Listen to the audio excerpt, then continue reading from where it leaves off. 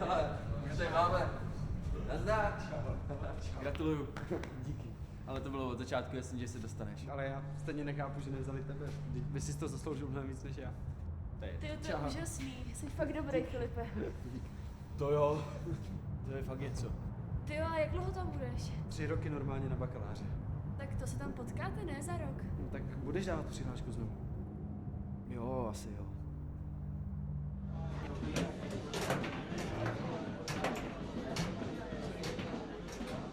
Hele, a co ty německé školy? No uvidím, jak mi napíšou. Ty vole, to jsem nevěděl, že se jezdí někam hlásíš. No, tak poslal jsem přihlášku. Yes! Tak ti zase gratuluju, Filipe. Bylo mi ctí. Taky. Já si jdu pro pivo.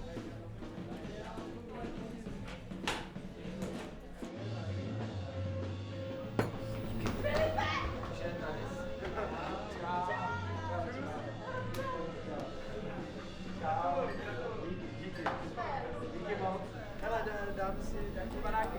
Co je tohle za bordel? Nic. Oslava tam na Filipa. Tak to klidněte, jo. 7krát zelenou. 8krát vlastně. Dáš si taky ne? Nedám. Hele, tak snad si s náma připiješ. Prostě nechci.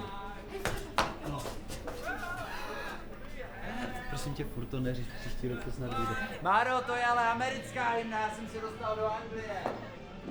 Já vím. Víte, když jsi řekla, stát do kopy na káry. Máro.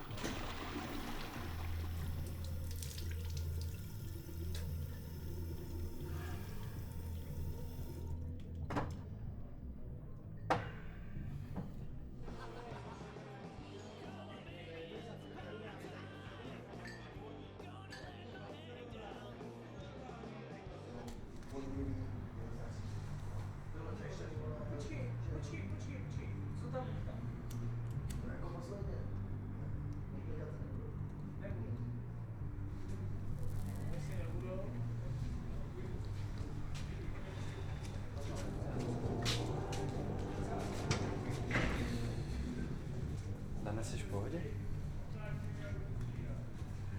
Dane. Slyšíš mě? Dane, prosím tě. Co otravuješ? No, neotravuj, co se děje. Neotravuješ, jo? Ne, neotravuj, děje se nic. Co jako děláš? Nic nedělám, se s ním normálně baví. To je normální. Normálně se s ním bavím? Čuješ tady dolí? Já tady nikoho nepiču. Celý večer jsem. Celý večer. Mě na pokoji, jo?